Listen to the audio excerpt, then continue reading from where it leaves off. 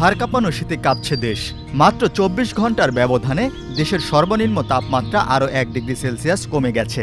ফলে দেশের ১২টি জেলায় এখন বইছে মৃদু শৈত্যপ্রবাহ। আবহাওয়া অধিদপ্তর সূত্র বলছে, আগামীকাল মঙ্গলবার এবং পরশু বুধবার তাপমাত্রা কিছুটা বাড়তে পারে, তবে এরপর থেকে আবার তা কমতে শুরু করবে।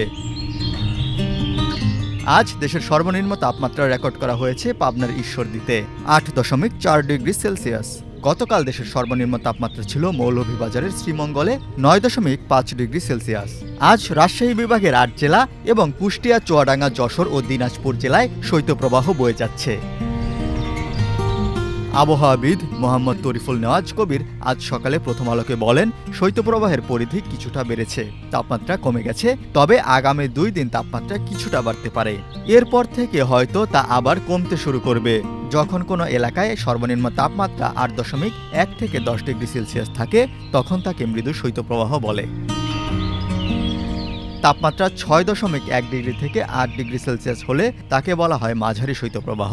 তাপমাত্রা ৪.১ থেকে ৫ ডিগ্রি সেলসিয়াস হলে তা তীব্র শৈত্যপ্রবাহ বলে গণ্য হয়। আর তাপমাত্রা ৪ ডিগ্রি সেলসিয়াসের নিচে গেলে তাকে অতি তীব্র শৈত্যপ্রবাহ বলা হয়। চলতি মাসে দেশে অন্তত ৫ দফায় শৈত্যপ্রবাহ হয়ে যাওয়ার পূর্বাভাস দিয়েছে আবহাওয়া অধিদপ্তর।